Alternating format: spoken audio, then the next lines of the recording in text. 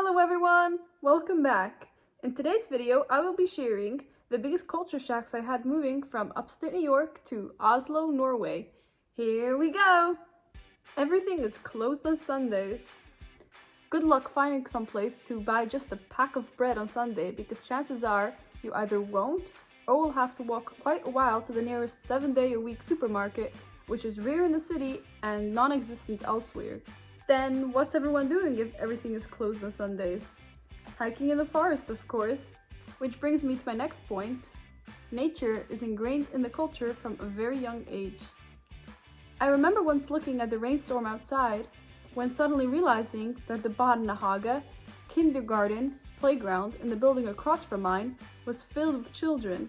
They were running around in the rain like there was no tomorrow in their little rain boots and raincoats. Sunny day? Outside. Snowstorm? From the toddler years, on skis and sleds? Outside. Pouring rain and thunder?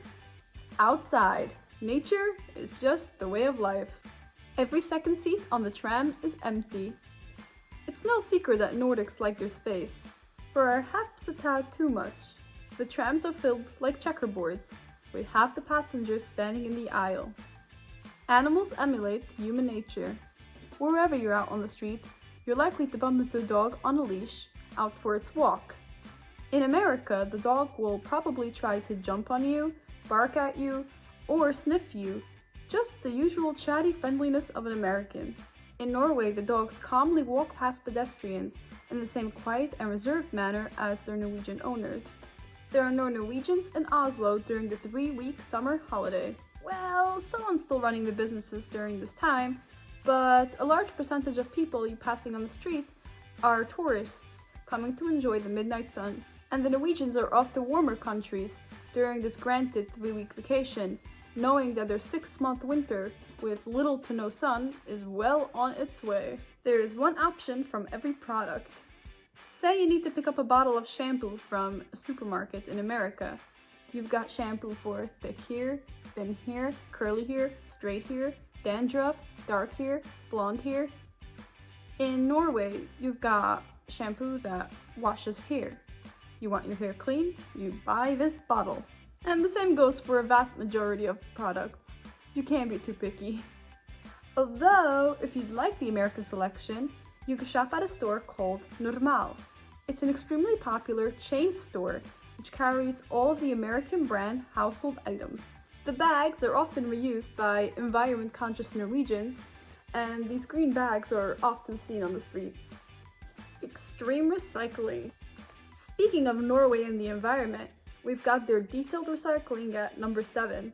Everyone has multiple bins in their home, and different color bags are sold, labeled with what they're used for. For example, blue is for plastic, and white is for restavfall, anything that remained after the sorting. Not recycling is punishable by the law. No alcohol to be found. Alcohol is extremely expensive in Norway, and is tightly controlled by the government. There's only one government-run chain store that sells alcohol, and even that store is open only for very limited hours every week. Since buying drinks at a bar could set you back a good few bucks, many Norwegians gather first at a friend's house to drink before going out to a club or bar for the night. Dugnad. Dugnads are any community gathering of people doing volunteer work. It can be all the tenants of a building working together to clean the yard in the spring, students of a school holding a bake sale to raise money, or all the members of a religious community repainting their building's walls together. Less common online shopping. The percentage of Norwegians shopping online is growing every year, yet Norwegians tend to shop more commonly in physical stores than Americans do. Walking through the streets, you'll see people carrying an array of bags from different stores, from clothing to kitchenware to sports gear. In America, I've watched store after store in the nearby mall be shut down due to the rise of online shopping and be replaced by entertainment centers like laser tag and escape rooms. Is it a positive or a negative thing to not have to go out to shop anymore? Is it just contributing to the ever-growing laziness of this generation? Or is it just time-saving and convenient to have the items you need delivered to your doorstep? What do you think? Nordmenn, synes dere at disse er riktige skildringer av kulturen deres? And the rest. Which one of these culture shocks surprised you the most? Skriv det i kommentarene. Og som vanlig, takk for i dag, litt råd, tjus og av Wiedersehen!